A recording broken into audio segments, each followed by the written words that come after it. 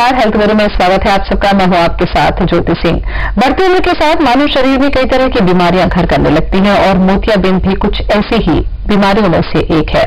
इस बीमारी का इलाज आसानी से संभव है, लेकिन फिर भी अगर इसकी लगातार अनदेखी की जाए तो ये अंधेपन में भी तब्दील हो सकती है। इस बारे में ज्यादा जानकारी के लिए आज हमारे साथ वासन आई केयर हॉस्पिटल के डॉक्टर सैयद उमेर जी जुड़ेंगे। इससे पहले कि हम डॉक्टर साहब से बातचीत करें, उससे पहले देख लेते हैं ये खास रिपोर्ट।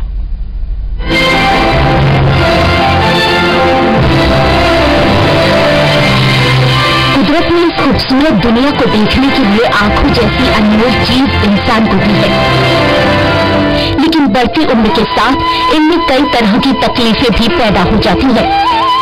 कभी कभी लापरवाही के चलते भी हम इस अनमोल तोहफे को नुकसान पहुंचा देते हैं। मोतियाबिंद की बात करें तो उम्र दराज होने पर इस रोग का होना आम बात है, मगर कभी कभी आंखों में चोट की वजह से या मधुमेह रोग के कारण भी आप मोतियाबिंद का शिकार हो सकते हैं, जिसमें आंखों का लेंस पारदर्शी हो जाता है और जब भी व्यक्ति प्रकाश की ओर देखता है उससे एक प्रकार का रंगीन घेरा दिखाई देता है। समय पर इसका इलाज ना किया जाए तो जल्द ही ये अंधेपन का रूप ले लेता है। इससे बचने का सबसे आसान तरीका समय पर इलाज है। अगर आप रोग के शुरुआती दौर में हैं, तो बिना ऑपरेशन इससे निजात पा सकते हैं, लेकिन रोग के बढ़ जाने पर सर्जरी ही इसका एकमात्र इलाज है, जिसमें लेंसों की उपयोगिता को देखते हुए ऑपरेशन किया जाता है। वर्तमान में अत्याधुनिक विधियों के चलते इसका इलाज बहुत आसान हो गया है। तो अगर आपके घर में भी कोई मोतियाबिंद का शिकार हो तो बिना देर किए ही उन्हें सही चिकित्सा मुहैया कराएं, ताकि वो हमेशा ही इस दुनिया की खूबसूरती को देख सकें। Bureau report IBC 24।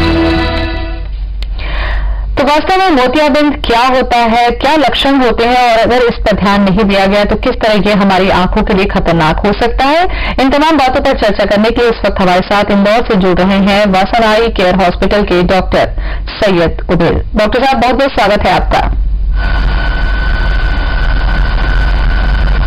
Thank you. Doctor साहब से हम चर्चा करें उससे पहले हम अपने दर्शकों को बता सकते हैं कि अगर आप भी मोतियाबिंद से जुड़ा या आंखों की समस्याओं से जुड़ी कोई जानकारी इस वक्त आप चाहते हैं तो आप हमें सीधे कॉल कर सकते हैं 400877 पर। रायपुर का कोड लिखिए 0771।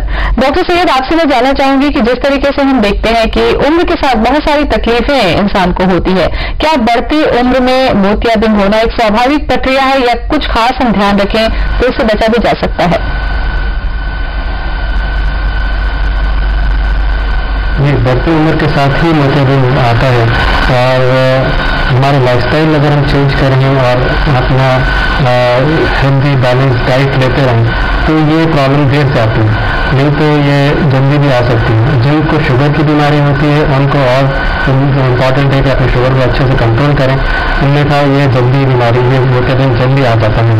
बिल्कुल। मोतियाबिंद वास्तव में होता क्या है डॉक्टर साहब? ये किस तरीके की आंखों को परेशानी होती है जब मोतियाबिंद शुरू होने लगता है? शुरुआती जो लक्षण होता है एक आम इंसान कैसे पहचान करे कि उसे मोतियाबिंद हो चुका है? मोतियाबिंद उसको कहते हैं जब हमारे आँख के अंदर एक कुदरती एक नेचुरल लेंस होता है जो बाहर के इमेजेस को फोकस करता है अपने आँख के पर्दे पे, जिससे कि तो हमें नजर आता है। उस लेंस के अंदर सफेदी आ जाना या उसमें बदली छा जाना या धुंधला हो जाना को मोतियाबिंद बोलते हैं।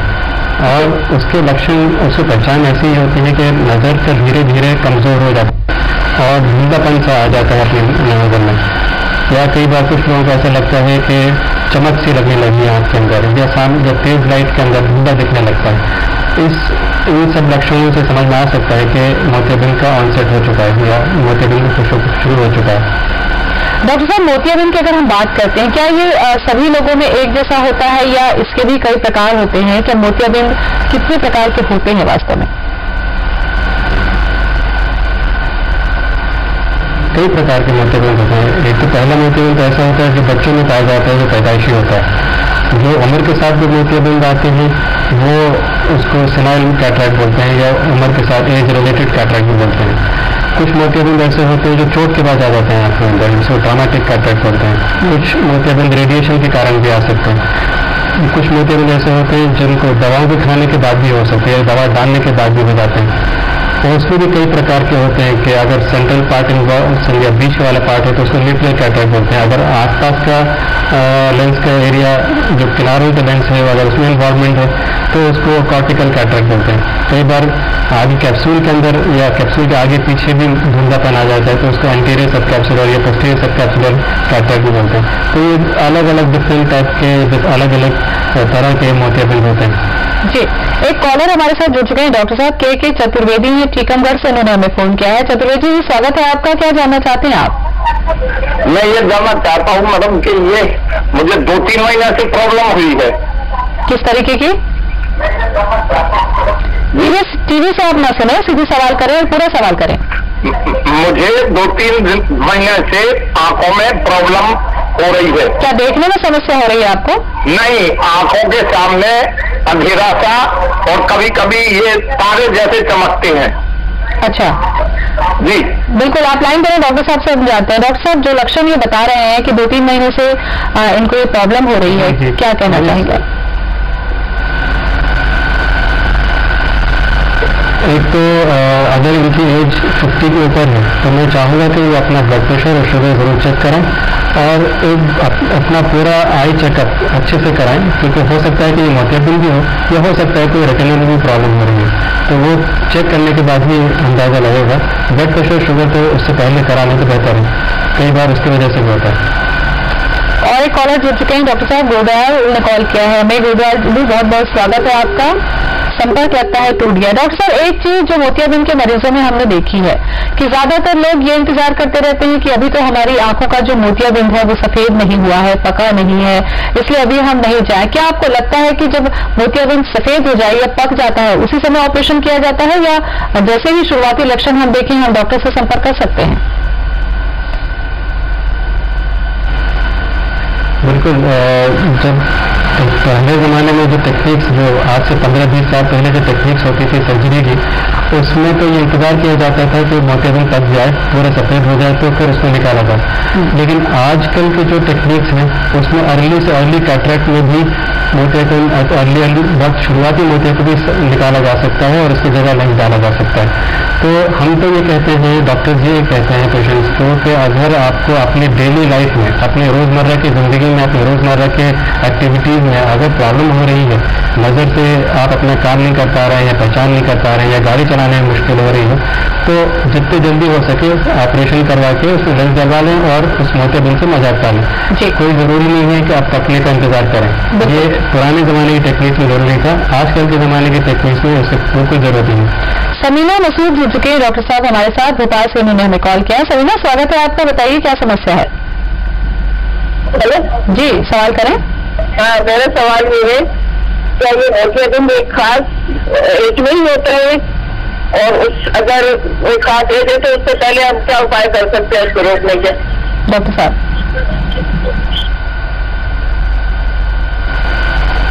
सबसे पहले तो अगर शुगर के पेशेंट हैं तो उसको शुगर को कंट्रोल करें, और उसकी अगर शुगर कंट्रोल नहीं होती तो मोतियाबिंद तेज़ी से बढ़ता है। दूसरी चीज़ ये है कि अपने डाइट को बैलेंस डाइट में रखें, और ज़्यादा फैटी ऑयली चीज़ें खाने से भी जो है मोतियाबिंद बढ़ता है। और तीसरी चीज़ है कि एंटीऑक्सीडेंट वाली जो जैसे कि सलाद हुआ या हरी पत्ती वाली सब्जियां हुई, इस तरह की चीज़ें खाने से एंटीऑक्सीडेंट प्रॉपर्टीज जिनमें होती हैं, उससे खाने से मोतियाबिंद का जो प्रोग्रेशन है, जो बढ़ता है, वो स्लो हो जाता है। लेकिन एक रेगुलर चेकअप भी बहुत ज़रूरी है। अपना चेकअप भी कराते रहें कि कितनी विजन है और कितना पहले से प्रोग्रेस कर रहा है कैटरेक्ट, वो डॉक्टर ही बता पाएगा। देखें बिल्कुल डॉक्टर साहब, अगर हम बात करते हैं मोतियाबिंद की, तो मोतियाबिंद का ऑपरेशन पहले की तुलना में अब काफी आसान हो चुका है, और ऑपरेशन के साथ साथ जो लेंस डाल दिया जाता है उससे मरीज को किसी भी तरीके की तकलीफ भी नहीं होती। किस तरीके का ये लेंस होता है, क्या सावधानी इसमें रखनी चाहिए, इस पर भी हम चर्चा करेंगे। फिलहाल हम यहाँ रुक रहे हैं एक छोटे से ब्रेक के लिए।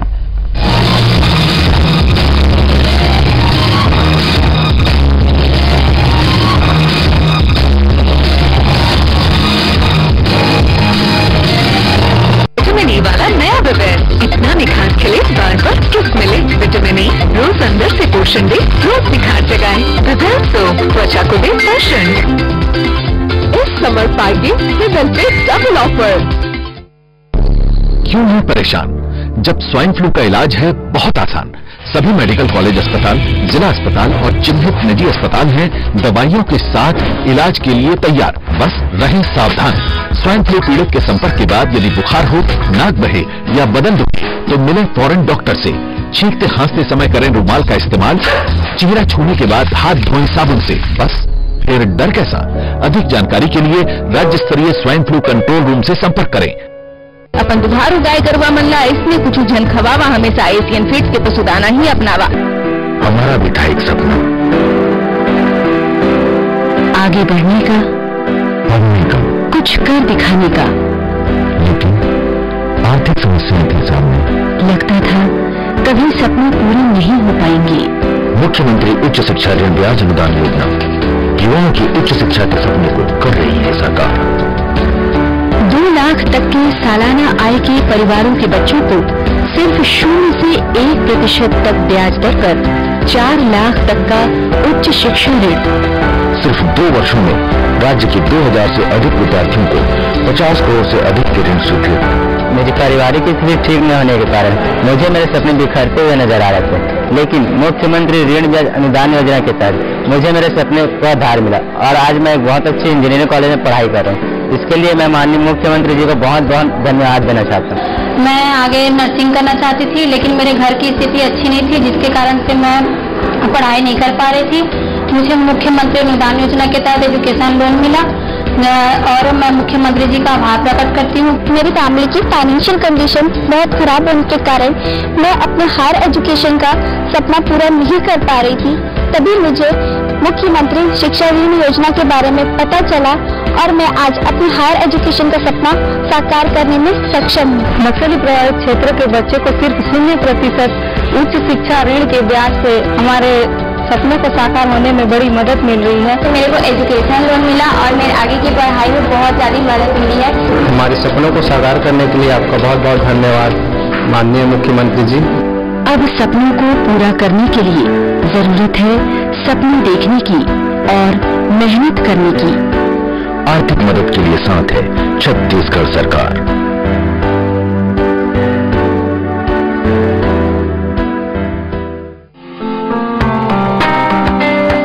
मध्य प्रदेश सरकार ने प्रदेश के सभी जिला अस्पतालों एवं मेडिकल कॉलेजों में स्वाइन फ्लू के इलाज की संपूर्ण व्यवस्था निःशुल्क की है। वहीं निजी अस्पतालों में भी जांच व दवाइयों की व्यवस्था की गई है। शासकीय अस्पताल में दवाइयां मुफ्त हैं, अपने चिकित्सक मौजूद हैं, हेल्पलाइन नंबर है। अगर आपको कोई प्रॉब्लम है तो हम आपका टेलीफोन नंबर भी लिखते हैं और आपको 2 दिन बाद दवाई लेके घर से वापस भी फोन करके पूछा जाता है।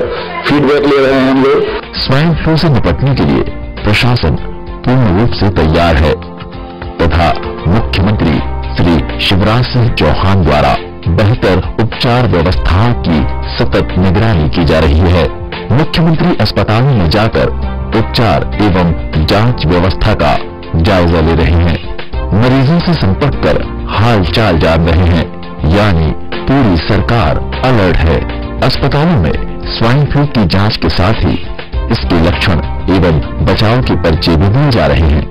अगर किसी को तेज बुखार, गले में अधिक खराश, सांस लेने में तकलीफ, अचानक निम्न रक्तचाप, लगातार उल्टी दस्त होना, खांसी में खून के छींटे आना तथा होठों एवं त्वचा का रंग नीला पड़ना, इस प्रकार के लक्षण अगर हमारे परिवार में किसी को होता है, हमारे संबंधित किसी भी रोग अगर आपको लगता है तो वो उसको तुरंत अस्पताल में जाके सलाह लेनी चाहिए, दवाई उपचार लेना चाहिए। भर्ती होने की अगर अवस्था होगी तो भर्ती करके उसका जांच की जाएगी और समुचित इलाज और सावधानी से हम इस रोग से मुक्ति पा सकते हैं। ऐसी स्थिति में स्वाइन फ्लू की जांच तुरंत करानी चाहिए। स्वाइन फ्लू का सबसे अधिक खतरा 5 वर्ष से कम आयु के बच्चों, गर्भवती महिलाओं एवं 65 वर्ष से अधिक आयु वालों को होने की संभावना अधिक होती है। इस बीमारी से बचने के लिए हमेशा खांसते व छींकते समय मुंह व नाक पर कपड़ा या हाथ रखें। हाथों को साबुन से धोते रहें। खांसी या गले में खराश हो तो सार्वजनिक जगह पर ना जाएं। घबराएं नहीं, सावधानी रखें। सावधानी में ही सुरक्षा है, स्वाइन फ्लू का इलाज संभव है।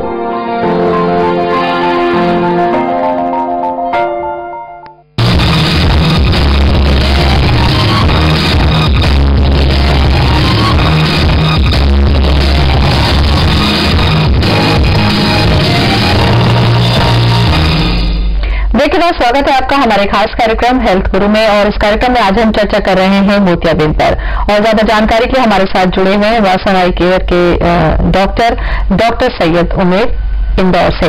डॉक्टर साहब, जब हम चर्चा करते हैं मोतियाबिंद के ऑपरेशन की, तो अब ज्यादातर लोगों को ये जानकारी हो चुकी है कि ऑपरेशन के बाद ही आप लेंस लगवा सकते हैं।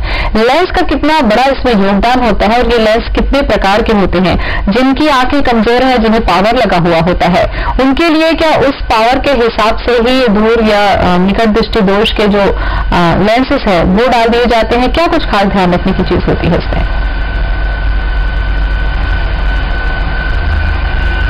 लेंस कई प्रकार के हैं। आजकल के जिस तरह के ऑपरेशन होने लगे हैं उसमें बहुत छोटे से चीरे से तकरीबन 3 मिलीमीटर या उससे भी कम 2.5 मिलीमीटर के चीरे से ऑपरेशन किया जाता है।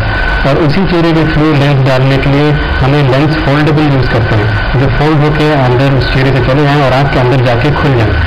और ये फोल्डेबल लेंसेज कई तरह के होते हैं। कुछ लेंसेज ऐसे होते हैं जिनको हम मल्टीफोकल लेंसेज बोलते हैं, जिसमें दूर की नज़र भी क्लियर हो जाती है ऑपरेशन के बाद, साथ में पास की नज़र भी क्लियर हो जाती है। उसमें फिर ऑपरेशन के बाद कोई चश्मा लगाने की बिल्कुल जरूरत नहीं पड़ती। जो बहुत आम तौर से जो यूज होते हैं लेंसेज वो मोनोफोकल लेंसेज कहलाते हैं, जो सिर्फ एक फोकस मतलब कि दूर की नज़र के हिसाब से डाले जाते हैं कि दूर की नज़र बिल्कुल क्लियर हो जाए। पढ़ने के लिए फिर ऑपरेशन के बाद एक चश्मा दे देते हैं जिससे कि बारीक काम में करना हो या बारीक चीज देखने के लिए चश्मा प्रिस्क्राइब कर देते हैं ऑपरेशन के बाद। कुछ लेंसेज ऐसे होते हैं जो टोरिक लेंसेज कहलाते हैं, जिनको चश्मे का नंबर पहले से होता है, उनको उस लेंस को डालने से चश्मे का नंबर हटाया जाता है। तो आजकल सिर्फ मोतियाबिंद को नहीं निकालते, बल्कि मोतियाबिंद के साथ साथ निकालने के साथ साथ हम इस तरह से लेंस डालते हैं कि चश्मे की आवश्यकता भी कम हो जाए या जरूरत ना पड़े। तो अगर पहले से कोई चश्मे का नंबर हो तो उसको भी मोतियाबिंद का ऑपरेशन को इस तरह से लेंस का पावर एडजस्ट करके कैलकुलेट करके डालते हैं कि वो पहले वाला पावर भी खत्म हो जाए, जिससे कि चश्मे की कम से कम जरूरत पड़े ऑपरेशन के बाद। अच्छा, ये जो लेंस लगता है डॉक्टर साहब, इसकी भी क्या कुछ उम्र होती है कि इस इतने समय के बाद में वापस इसे निकाल कर दूसरा डालने की जरूरत पड़ती है, या ये पूरे लाइफ लॉन्ग के लिए हो जाते हैं? जी नहीं, ये बिल्कुल पूरे लाइफ लॉन्ग के लिए होता है लेंस।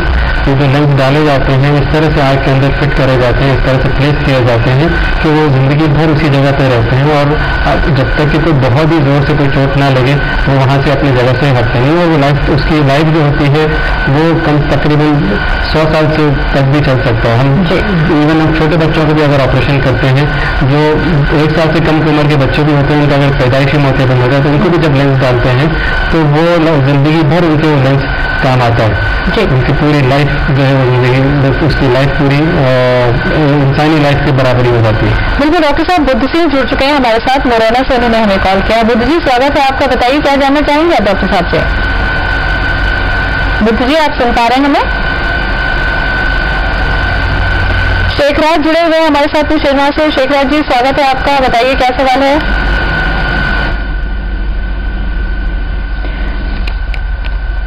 रवि जुड़ चुके हैं हमारे साथ में इंदौर से। रवि, स्वागत है आपका, सवाल करें। जी, मैं डॉक्टर साहब से ये सवाल करना चाहूंगा कि ये बीमारी जो है ये सिर्फ बुजुर्गों में पाई जाती है या फिर ये जवानों को भी होती है, और इसके बचने के लिए क्या क्या इसके सिम्टम्स हैं और इससे कैसे बचा जा सकता है? जी ये बीमारी मैंने अभी देखिए थोड़ी देर पहले बोला था कि कई बार ये पैदाइशी भी होती है। बच्चे कई बार मोतियाबिंद के साथ पैदा होते हैं, तो उनको तो तुरंत जितनी जल्दी हो सके ऑपरेशन करके उस मोतियाबिंद को निकाला जाता है, वरना उनके बच्चों की नज़र ही डेवलप नहीं हो पाती, उनकी विजन ही नहीं बन पाती। और आजकल तो देखने में आ रहा है कि पहले भी होता था कि बड़े बुजुर्गों को मोतियाबिंद होता था, लेकिन आजकल तो ये देखने में आ रहा है कि 35 साल 40 साल की उम्र में भी लोगों को मोतियाबिंद हो जाता है। शायद ये चेंज लाइफस्टाइल की वजह से हो रहा है।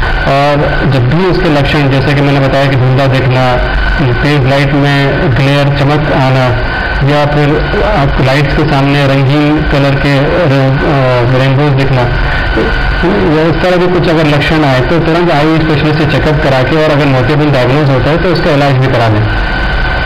अमित जुड़ चुके हैं डॉक्टर साहब हमारे साथ, जबलपुर से उन्होंने हमें फोन किया है। अमित, स्वागत है आपका, सवाल करें। डॉक्टर, मदर का मेरे अभी ऑपरेशन करा था मोतियाबिंद का, तो फोल्डेबल लेवल चल रहा था जी। तो उसके बाद में अभी उनको क्या इचिंग बहुत होती है, लाल हो जाती है आंखें, तो इसके लिए क्या कर सकते जी? लेंस करने के बाद कई बार आंखों में सूजन किसी किसी को आती है, बहुत कम ऐसा होता है, लेकिन 5% या 10% लोगों में कई बार स्वेलिंग रहती है ऑपरेशन के बाद।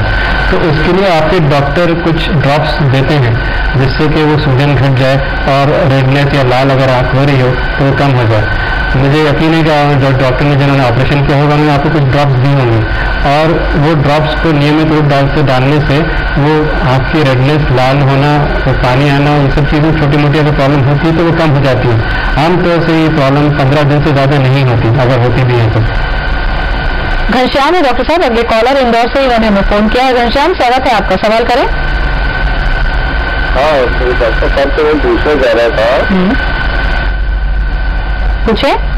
हाँ, ये मैं ये पूछना चाह रहा था कि मैंने आई टेस्ट करवाया था, उसमें मोतियाबिंद का बताया, तो उसमें ये था कि मतलब 30% बताया कि 30% है, तो क्या ऑपरेशन करा लेना चाहिए डॉक्टर साहब, या मतलब दवाइयों से ठीक हो जाता है? जी, जैसे मैंने प्रोग्राम के शुरू में के शुरू में बताया था कि मोतियाबिंद का ऑपरेशन तब करा जाता है जब एक इंसान की अपनी रोजमर्रा की जिंदगी में परेशानी आने लगे, प्रॉब्लम आने लगे अपनी नजर की वजह से। तो ये चीज अलग अलग लोगों को अलग अलग होती है। घर में बैठी एक लेडी हाउस वाइफ को इतनी प्रॉब्लम नहीं आएगी शायद जितनी कि एक ड्राइवर को या एक बस के ड्राइवर को आए। तो हर एक का अपना लाइफस्टाइल होता है, हर एक की अपनी रोजमर्रा की एक्टिविटीज अलग अलग होती है। अगर आपको अपनी रोजमर्रा की जिंदगी में, अपने रोजमर्रा के कामकाज में अगर आपको प्रॉब्लम आ रही है, परेशानी आ रही है नजर को लेके, तो आप उसका तुरंत ऑपरेशन भी करा सकते हैं। 30% हो चाहे 20% हो, लेकिन अगर आपको परेशानी है तो ऑपरेशन करा लीजिए।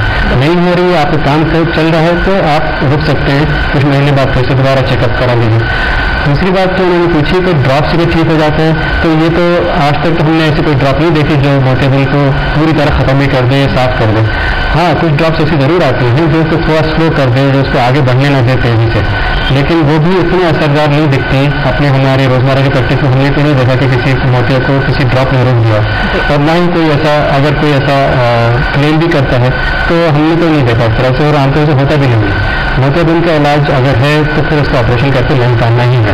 एक और कॉलर जुड़े हैं डॉक्टर साहब, भोपाल से मीना ने हमें कॉल किया है। मीना, स्वागत है आपका, आप सवाल कर सकती हैं। जी, मेरा डॉक्टर साहब से ये सवाल है कि ये बीमारी औरतों में ज्यादा होती है या आदमियों में? डॉक्टर साहब,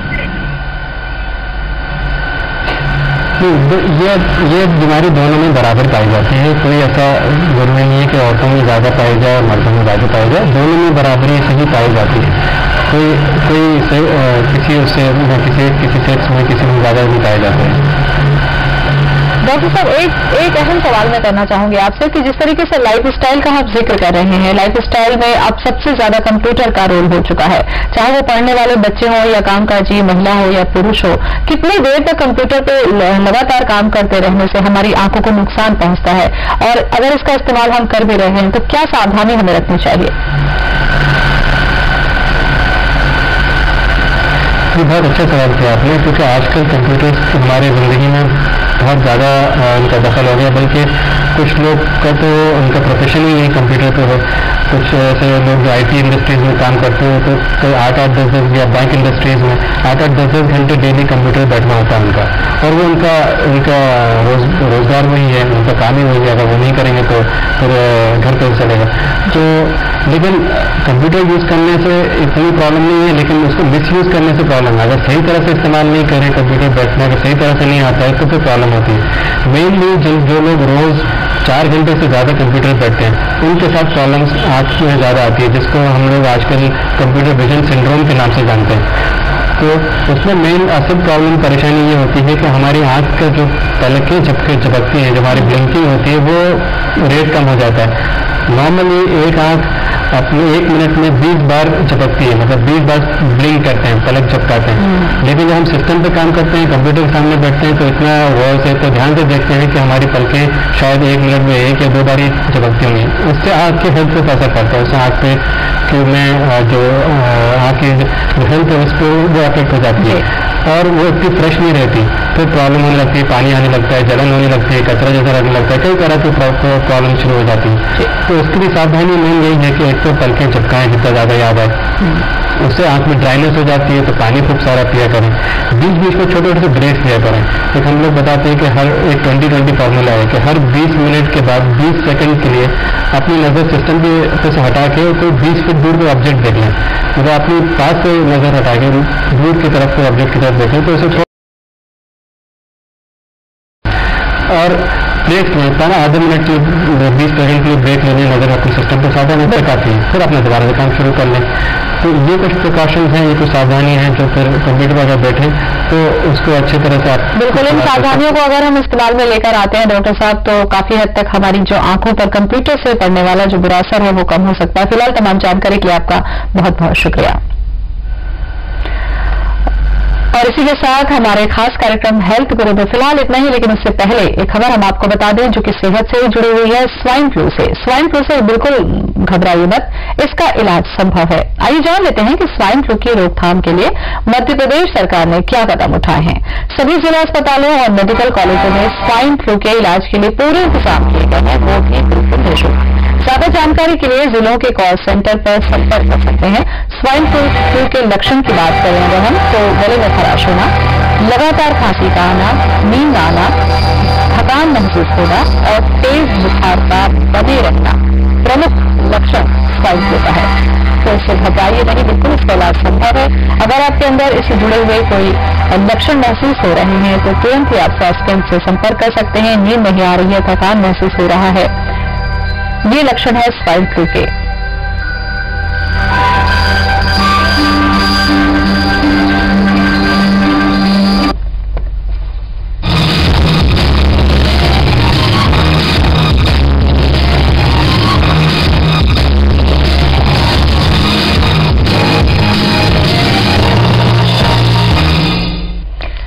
आगे देखिए खबर 5 बजे मेरे सहयोगी पुनीत के साथ।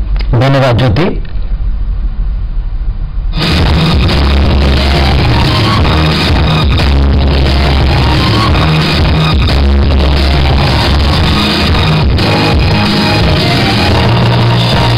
Programme was brought to you by Singhania Buildcon private limited. 22 वर्षों का विश्वास। Fortis OB general hospital and research centre Raigarh, super multi speciality hospital, मध्य भारत का अग्रणी एवं विश्वसनीय hospital Ramakrishna care, Pachpedi Naka Raipur. Doctor Parishta heart centre, excellence in heart care, Banchhiya hospital Raipur. 100 बिस्तरों वाला multi speciality hospital, Nakona TMT। संकल्प मजबूती का, रिश्ता सदियों का। और जैन चुस्की गोल्ड स्पेशल चाय, एक बार जरूर आजमाएं।